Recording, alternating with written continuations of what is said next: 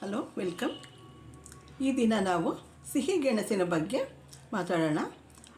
ಅಂದರೆ ಇದು ಸಿಹಿ ಗೆಣಸು ಚಳಿಗಾಲದಲ್ಲಿ ಯಥೇಚ್ಛವಾಗಿ ಬರುತ್ತೆ. ಮತ್ತು ಇದು ಏನಕ್ಕೆ ಅಂದರೆ ಚಳಿಗಾಲದಲ್ಲಿ ಬರುವಂಥ ಈ ಸಿಹಿ ಗೆಣಸು ಅಂದರೆ ನಾವು ಆಹಾರವಾಗಿ ಸೇವಿಸೋದ್ರಿಂದ ನಮ್ಮ ಚರ್ಮಕ್ಕೆ ಬೇಕಾದಂಥ ತೇವಾಂಶನ ಇದು ಅಧಿಕವಾಗಿ ನೀಡುತ್ತೆ. ನಮ್ಮ ಆರೋಗ್ಯಕ್ಕೂ ಕೂಡ ಇದು ಒಳ್ಳೆಯದು. ಮತ್ತು ಈ ಸಿಹಿ ಗೆಣಸಿನಲ್ಲಿ ವಿಟಮಿನ್ ಎ ಮತ್ತು ಸಿ ಹೆಚ್ಚಾಗಿದೆ. ಇದರಲ್ಲಿ ಮತ್ತು ಪೊಟ್ಯಾಷಿಯಂ ಅಂಶನೂ ಕೂಡ ಹೇರಳವಾಗಿದೆ.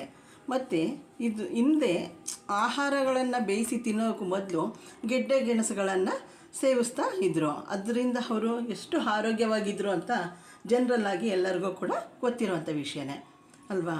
ಆದ್ದರಿಂದ ನಾವು ಕೂಡ ಗೆಡ್ಡೆ ಗೆಣಸುಗಳನ್ನು ತಿನ್ನಬೇಕು. ಅಂದರೆ ನಾವು ಯಾವ ರೀತಿ ಈಗ ಅದನ್ನು ಸೇವಿಸಬೇಕಾದ್ರೆ ಅದರಲ್ಲಿ ಈಗ ಹಲವಾರು ರೀತಿ ವಿಧಾನಗಳಲ್ಲಿ ಆಹಾರನ ತಯಾರು ಮಾಡಿಕೊಂಡು ತಿಂತೀವಿ. ಇದನ್ನು ಹಾಗೆ ಸುಟ್ಕೊಂಡು ಕೂಡ ತಿನ್ಬೋದು ಮತ್ತು ಬೇಯಿಸಿ ಕೂಡ ತಿನ್ನಬಹುದು. ಇದರಲ್ಲಿ ಫೈಬರ್ ಅಂಶ ಹೇರಳವಾಗಿದೆ. ಈ ಗೆಣಸಿನಲ್ಲಿ ಫೈಬರ್ ಅಂಶ ಹೇರಳವಾಗಿದೆ. ನಮ್ಮ ದೇಹಕ್ಕೆ ಜನರಲ್ಲಾಗಿ ಫೈಬರ್ ಅಂಶ, ನಾರಿನಂಶ ಅತಿ ಹೆಚ್ಚಾಗಿ ಬೇಕು. ಏನಕ್ಕಪ್ಪ ಅಂದರೆ ನಮ್ಮ ದೇಹದಲ್ಲಿರುವಂಥ ಅಂದರೆ ಇದು ಸಣ್ಣ ಕರುಳಿನಲ್ಲಿ ದೊಡ್ಡ ಕರುಳಿನಲ್ಲಿ ಸೇರಿಕೊಂಡಿರುವಂಥ ಕೆಲವು ಕಲ್ಮಶಗಳನ್ನು ಇದು ಹೊರ ಹಾಕುತ್ತೆ.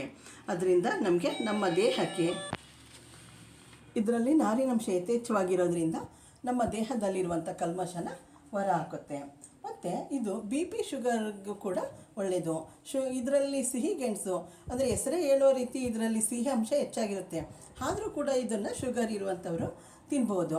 ಅಂದರೆ ಇದರಲ್ಲಿ ಇರುವಂತಹ ಸಿಹಿ ನ್ಯಾಚುರಲ್ ಆಗಿರೋದ್ರಿಂದ ಇದನ್ನು ಸೇವಿಸಿದ್ರೆ ಏನೂ ಕೂಡ ತೊಂದರೆ ಆಗೋದಿಲ್ಲ.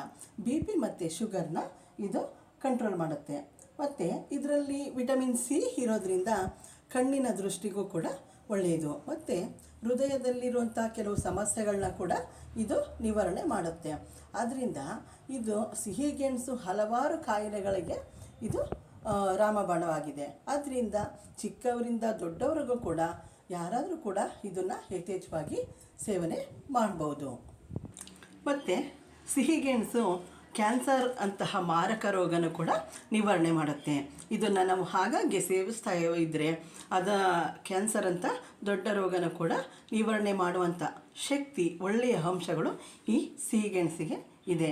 ಆದ್ದರಿಂದ ಇದು ಯಾವ ಟೈಮಲ್ಲಿ ಬರುತ್ತೆ ಅದನ್ನು ನೋಡಿಕೊಂಡು ನಾವು ನೋಡಿದಾಗ ಇದನ್ನ ತಗೊಂಡು ಬಂದು ಮನೆಯಲ್ಲಿ ಉಪಯೋಗ ಮಾಡಿದ್ರೆ ಒಳ್ಳೆಯದು.